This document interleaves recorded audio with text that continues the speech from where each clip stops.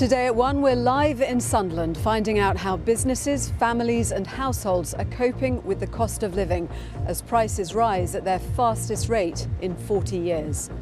An increase in food prices pushed inflation above 10% in September.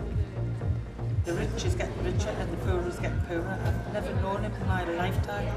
Children not being able to eat and things like that. There was a pension on the television. The Prime Minister confirms that pensions will rise in line with the inflation figure as she faces questions in the Commons for the first time since the Chancellor U-turned on her economic plans. Economic credibility gone. And her supposed best friend, the former Chancellor, he's gone as well. They're all gone. So why is she still here?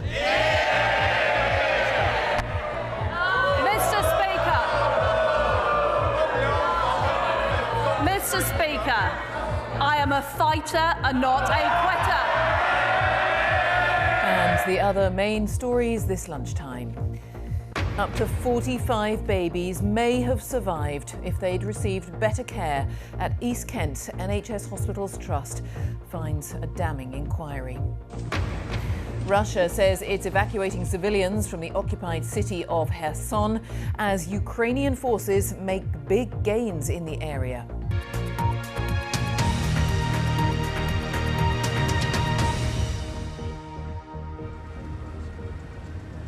Good afternoon and welcome to the BBC's News at 1. Figures show the cost of living is rising at the fastest rate for 40 years. Inflation rose above 10% for the 12 months to September, with most of that increase due to higher food prices. The Chancellor Jeremy Hunt has acknowledged that families are struggling with rising prices and said the government will prioritise help for the most vulnerable. Earlier, the Prime Minister confirmed pensions will rise in line with inflation.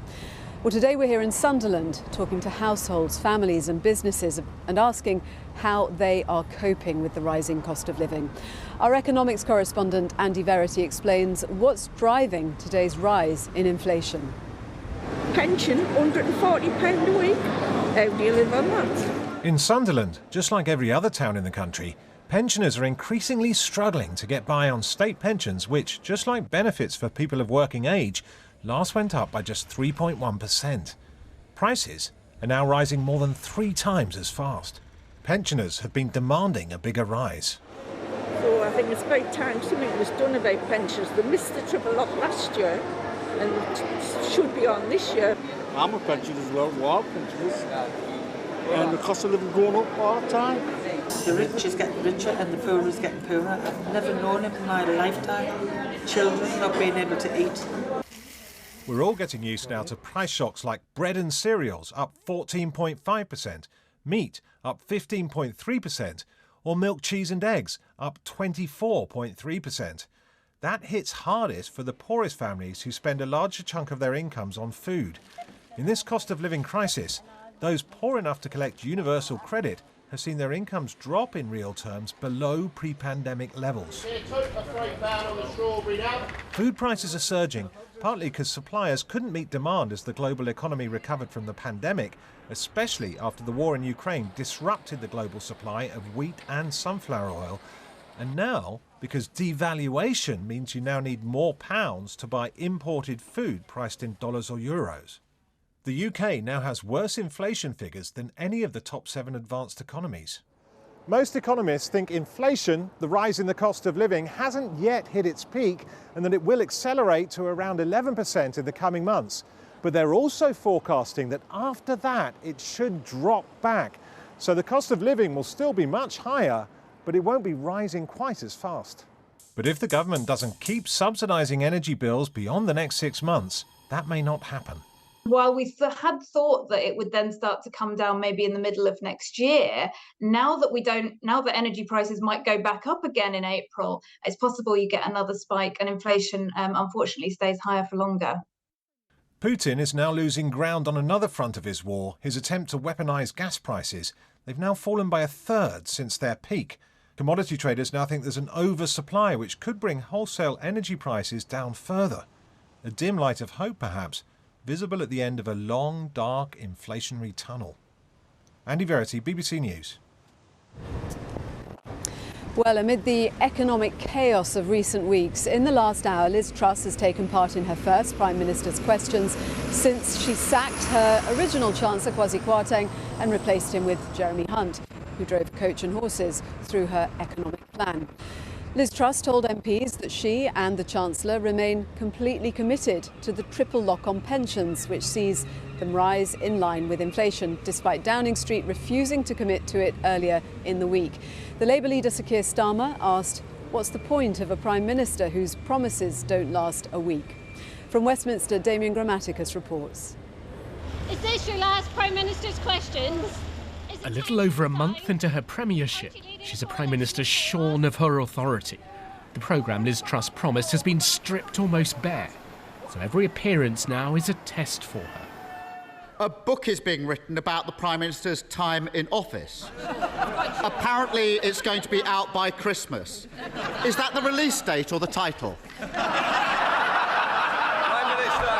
I have been in office for just under 2 months, and I have delivered the energy price guarantee, making sure that people aren't paying £6,000 bills this winter. I've reversed the national insurance increase, and I've also taken steps, and we will be taking steps, to crack down on the militant unions.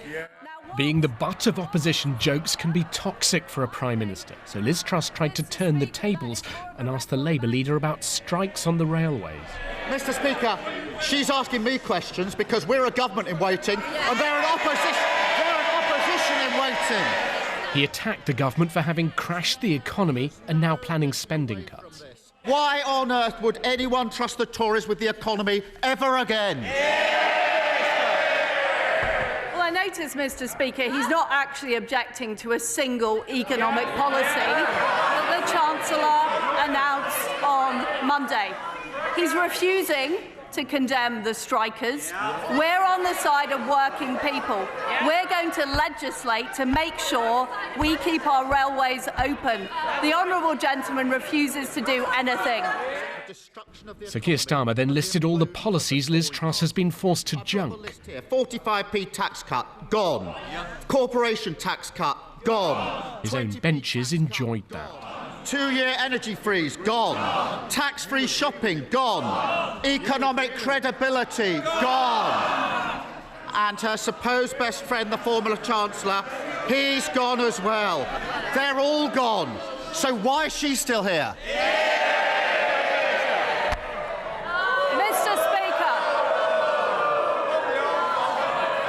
Mr. Speaker, I am a fighter and not a quitter.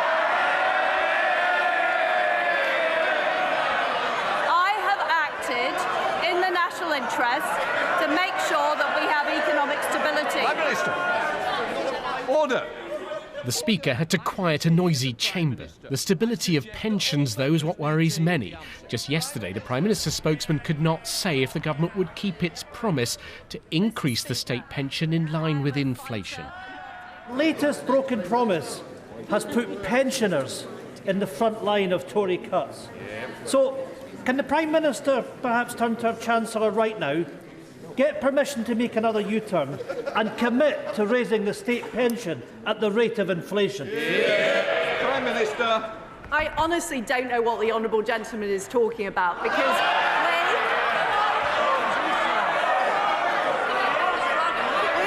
we have been clear in our manifesto that we will maintain the triple lock, and I am completely committed to it. So is the Chancellor. But Ms Truss would not give the same assurance that benefits will also go up in line with inflation. And with doubts about her swirling, there are many in the opposition and her own party looking to capitalise on her weakness. Damien Grammaticus, BBC News, Westminster. Well, let's go live now to our chief political correspondent, Nick Eardley at Westminster. She's under a lot of pressure, Nick. Will that performance have helped her? Well, Joanna, there were two ways that this could have panned out. One was that something really bad happened for the Prime Minister at Prime Minister's questions, and it hastened the need that Conservative MPs felt to get rid of her. I don't think that happened over the past hour. The other option was that the Prime Minister could have bought herself a bit of time with an OK performance, and I think that's what we saw this afternoon. It does not mean that Liz Truss is out of the woods.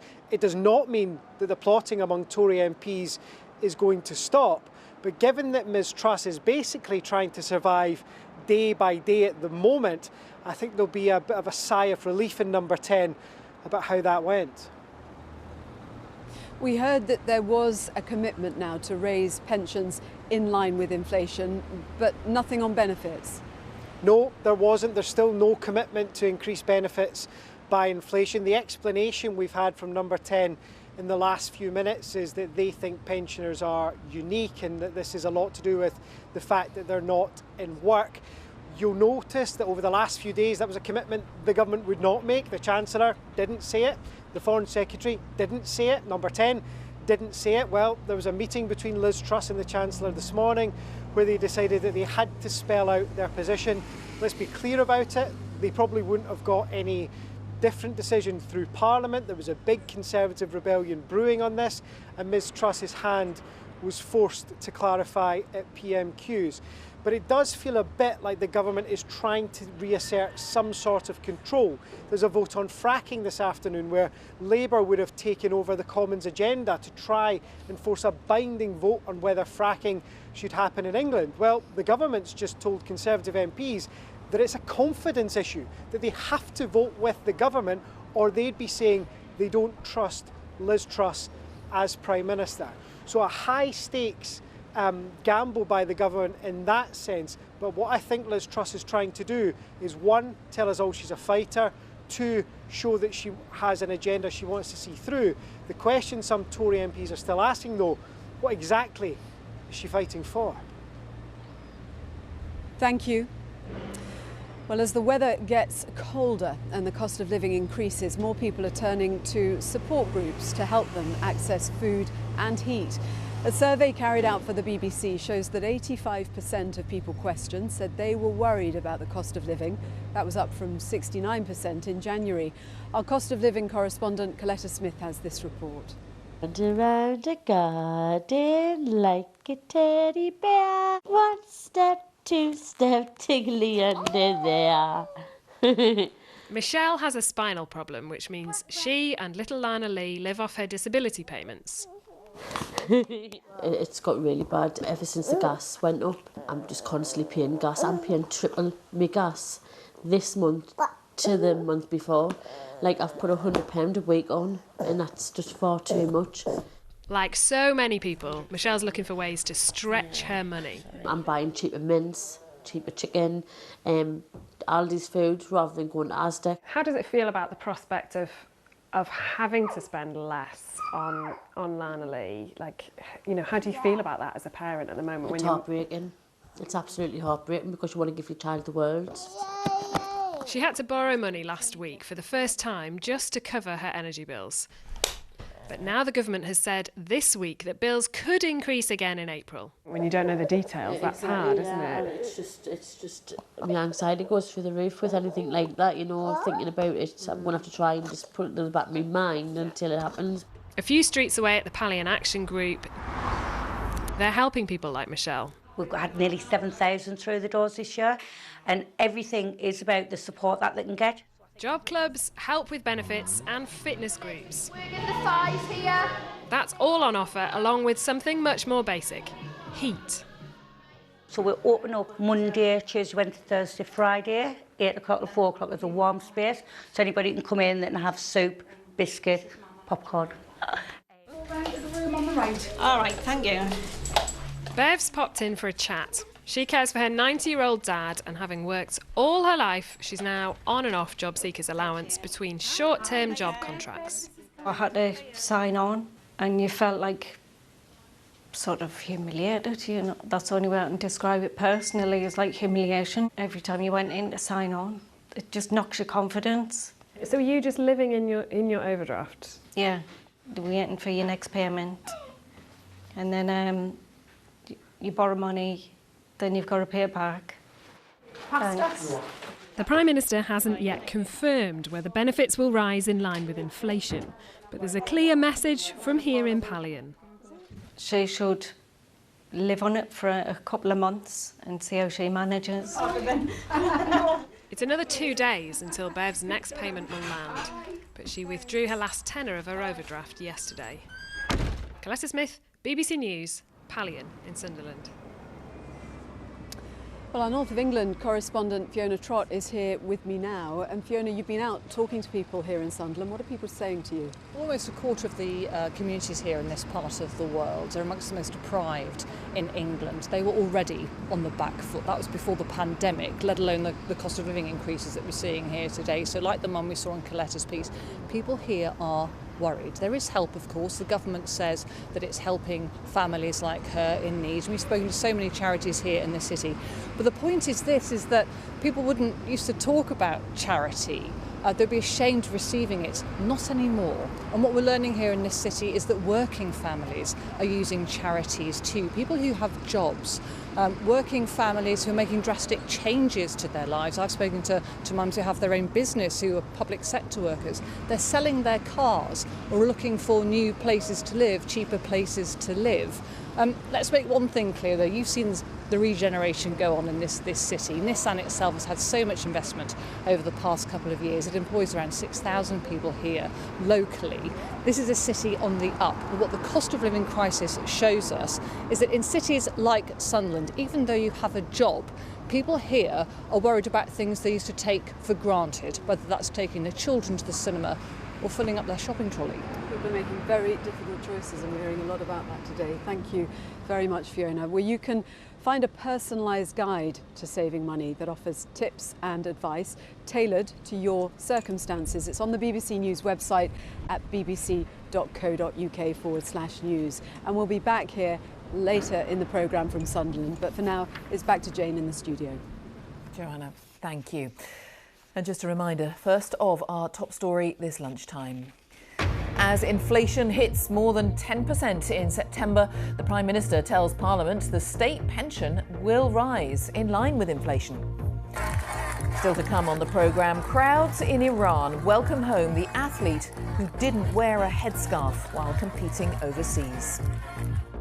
Coming up on the BBC News Channel, Wales are hoping to end their 22-year Rugby League World Cup winless run later when they kick off their campaign against the Cook Islands.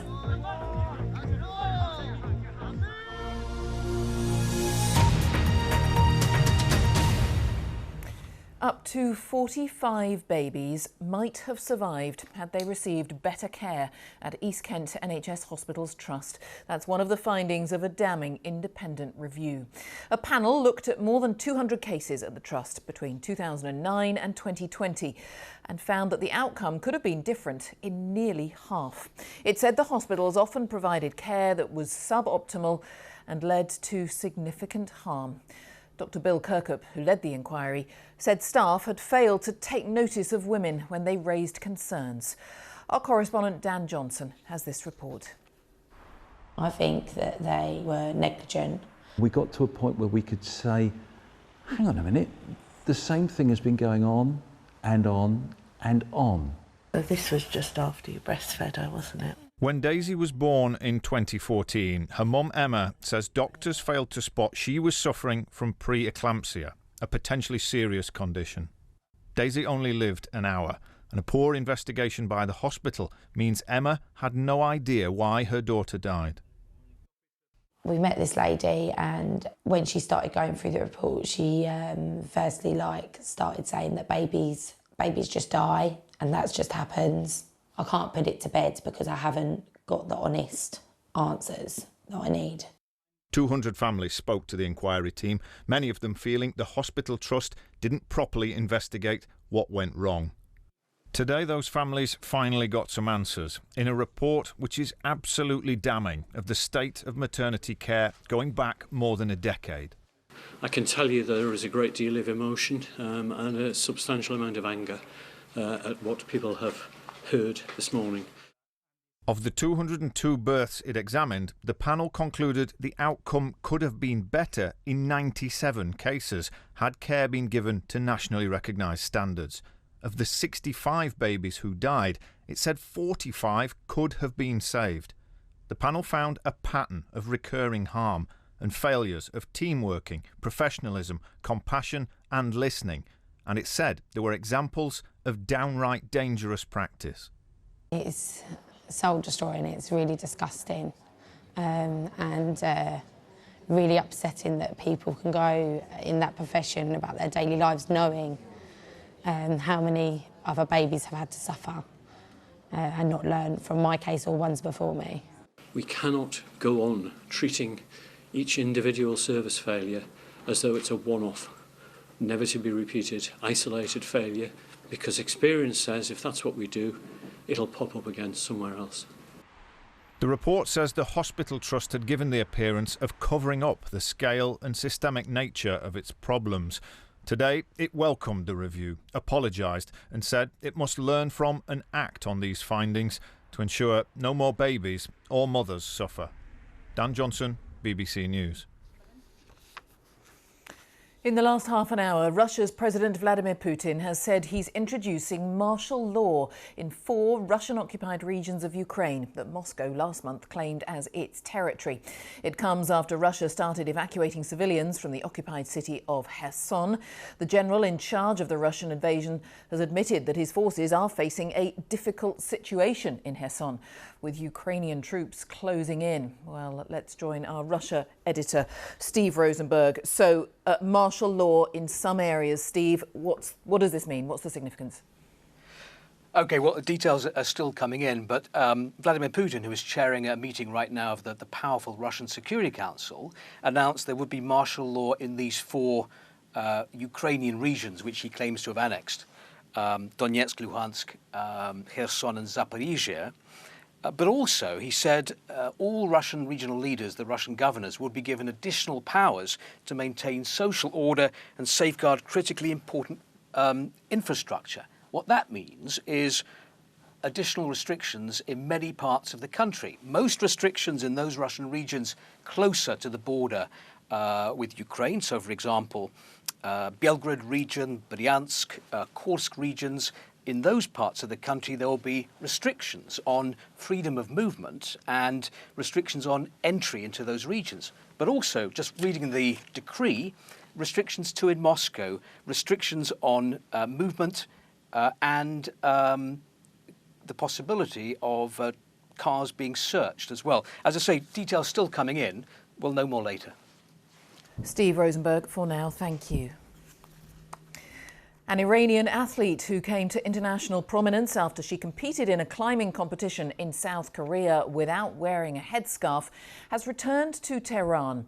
A large crowd gathered at the city's airport to greet Elnaz Rekabi, calling her a heroine. Her appearance in a ponytail while competing was seen as a show of support for the ongoing protests in the country. Filmed by state television on her arrival, Ms. Rekabi repeated a previous Instagram post saying that not wearing the hijab had been unintentional. Demonstrations have been continuing across Iran since 22-year-old Mahsa Amini died last month after she was arrested for violating dress code laws. Well, as ever, Rana Rahimpour has been following this story and bring us right up to date on her situation, the athlete at the centre of all of this and the wider picture. So as you've seen in the videos, she was received as a hero. Hundreds of people rushed to the airport in the middle of the night. She landed around 1:30 a.m. To greet her. And they were chanting Elnaz Qahraman, meaning Elnaz, our hero.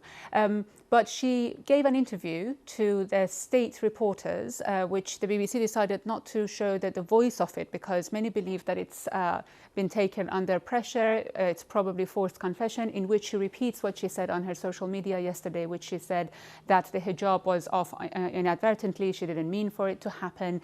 But in the same interview, she says that she has been stressed and tired, but everything's okay for now. And that's an important phrase. She is clearly worried about what might happen next. Rana, thank you. Rana Rahimpour, thank you. Now we turn to the cricket because Ireland produced a remarkable comeback to beat Scotland at the T20 World Cup in Australia. Scotland had looked on course for another victory after their shock win against the West Indies. But a brilliant innings from Ireland's Curtis Campher turned the game. Our sports correspondent Andy Swiss was watching. BBC News. Now let's return to Sunderland. As promised, on the day that inflation figures show the cost of living went up 10.1% in the 12 months to September. My colleague Joanna Gosling is there. Joanna. Thanks, Jane. Well, despite difficult financial times, the city has become home to lots of new businesses in the past few years, and it's benefited from investment and coastal redevelopment. An analysis of Companies House and ONS data by Inform Direct found more than 1,500 new companies were formed in Sunderland in 2021. The BBC's Sunderland reporter Andy Watson has been to meet some of the city's entrepreneurs. For many people, Sunderland is an attractive place to live and, importantly for the local economy, somewhere to start a business. Circa 1 million through the door in a 12-month period is pretty special. The Stack at Seaburn opened in 2020. It's become a hub for local businesses along the coast despite difficult financial times. All costs have gone up, so utilities, packaging, food, labour, so it is a concern. However, we're not seeing any drop-off in sales. I just came up with the idea of the self-service baths, walk-in service. You don't need an appointment, where owners can come off the beach and bath and dry the dog. It's really busy, 7 days a week. It's available throughout the year. It's just we have seen a struggle, but we'll come through it. People mostly come here for a bite to eat and a couple of drinks. Hi, Laurie, all right? Hi, yeah. But just round the corner, a young entrepreneur has found her niche. Yeah, it's brilliant. Started out young when I was 19. Yeah, over the moon that I came into the industry so young. Because I feel like having the client base that I have now, like watching it grow over the last year and a half, something I'm really proud of. As someone who's been born and raised in Sunderland, I'd heard that Mackie's Corner was the posh end of the town. But in recent years, it's been forgotten about and neglected. But now, it's back. An upmarket gentleman's outfit is opened just last year. Nice to meet you. Hang your coat up there. Oh, thank you, cheers. No bother at all. How's things, you all right? Very good. You know, that amazing brickwork, high ceilings, the fantastic curved windows. But again, just a real opportunity to get involved with the redevelopment of the city. Yeah. I've got it in another colour as well. I don't know if it's the colour. The navy one? I mean, I'm 62 and this is the highest level of investment I've seen probably since the late 1960s, and it's long overdue. So I think better times ahead. The city is also focusing on investing in the growth of the tech sector. At Sunderland Software City, they've helped launch more than 100 new businesses since 2020. I'm currently looking at a photo frame and butterflies are flying out of the frame. Augmented and virtual reality tech has been adapted by startups here. It's like a rainbow here. I was reaching out for things that weren't really there. We actually have a lot of young people come through our immersive lab that we have, and part of this kit that you're wearing is used with young people to excite them, inspire them about careers and pathways into STEM, and to kind of show them the possibilities of tech and STEM jobs. So although experts predict an uncertain future, the view from the businesses we visited is that bright times are ahead. Andy Watson, BBC News, Sunderland. Well, these are difficult times. People are having to make difficult decisions with inflation now above 10% and income not keeping up with that. We've been hearing about some of the financial support that is available and, really importantly, about how appreciated the emotional support is. There's a lot of it that we've been hearing about here in Sunderland, and it is very much a time for communities to pull together. We'll have plenty of coverage from Sunderland throughout the day. Right now, let's catch up with the weather. It's overcast, it's quite windy, it's quite cool here in Sunderland. Chris Fawkes can give us the whole picture. Chris. And that stolen some of my lines, Joanna. Yes, it is quite cloudy, quite windy out there today. It's certainly a different feeling weather day. And for some, we've got outbreaks of rain around as well. In fact, if we take a look at the satellite picture, low pressure is to the southwest of the UK. It's quite a chaotic picture with bands of rain just popping up and being pushed across the country. But at the moment, we've got some really heavy rain that's heading into Northern Ireland. Now, I suspect the rain here could be heavy enough to bring some localised surface water flooding. Otherwise, a few patches of rain across the west, 1 or 2 spots into eastern Scotland, but a lot of dry weather, some bright spells coming through the cloud, particularly across eastern areas of England. But it's a gusty wind that we've got, gusts of around 30 miles an hour inland, 40s around some of our coastal areas, very mild. But I think late afternoon, evening time, I think there's a chance we could see a zone of heavy rain for a time across southwest England. Then overnight, that rain will affect other western areas of the UK. I suspect the rain won't be too heavy across eastern areas, but it will be another mild night. Temperatures ranging from around 10 to 14 degrees for most of you. Now, I say it's quite a chaotic weather picture at the moment. We're back to our satellite picture and we're looking at the next band of rain, which is just starting to develop from this lump of cloud that's heading into Portugal. Now, there's some uncertainty about how much this develops. Tomorrow, I think we are going to see some heavy rain across eastern areas. But if this system develops just a little bit more, it won't just be across eastern England that sees the heavy rain. Actually, it could be going across parts of the Midlands. The rain could be more extensive in northern England and parts of Scotland as well. So bear that in mind. Where the rain does turn up, it's likely to be heavy. There could be a bit of thunder mixed in with it as well. It is another mild day though. Temperatures climbing in Northern Ireland, highs of 16 in Belfast. Now, for the end of the week, our area of low pressure is still there. Why? Because it can't move through. It's been blocked by this area of high pressure that's over in Europe, and so it stays put, just spinning around, continuing to throw bands of rain across the country. So another unsettled day. The showers or longer spells of rain coming in from the southwest, again, are likely to be heavy with a bit of thunder mixed in. Not too much in the way of rain, though, across the northeast of the UK, but very mild. Temperatures 20 in Norwich. That's about 5 degrees Celsius above the October average. Do we see much change into the weekend? Well, not so much. There could be a little ridge of high pressure just bringing a bit of quieter weather for some of you on Saturday before further showers come in from the west. So I wouldn't guarantee it's going to be dry either Saturday or Sunday. There could be showers or even some lengthier spells of rain still around, but it will continue to be mild with those southwesterly winds. That's how the weather's looking. Jane. Chris, thank you very much. Thank you. And that is it from the BBC News at 1 teams for today on BBC One. We'll join our news teams now wherever you are. Hope you have a good afternoon. Bye-bye.